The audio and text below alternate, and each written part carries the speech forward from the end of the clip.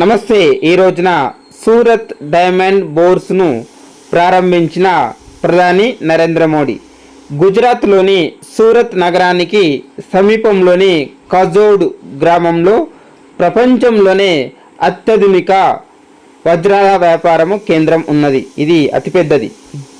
Surat diamond బోర్స్ను December 17న ప్రధాని నరేంద్ర మోడీ ప్రారంభించారు.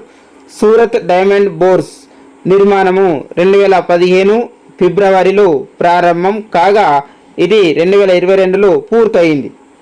2023 August ఈ భవనం ప్రపంచంలోనే అతిపెద్ద కార్యాలయ సముదాయంగా గిన్నిస్ బుక్ రికార్డు సాధించింది. వజ్రాల వ్యాపారానికి సూరత్ ప్రసిద్ధి చెందింది.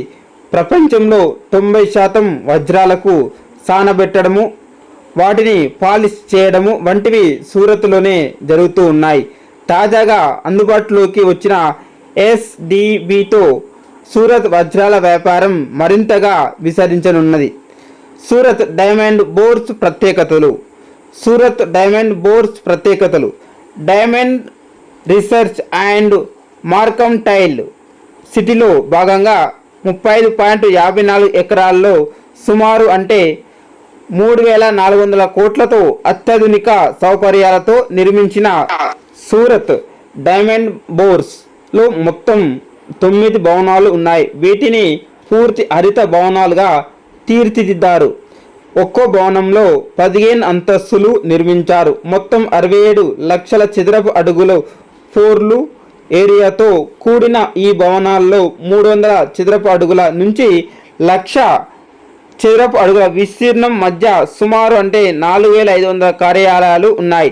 సుమారు 65,000 మంది వ్యాపారులు చూసుకునేలా ఏర్పాట్లు చేశారు.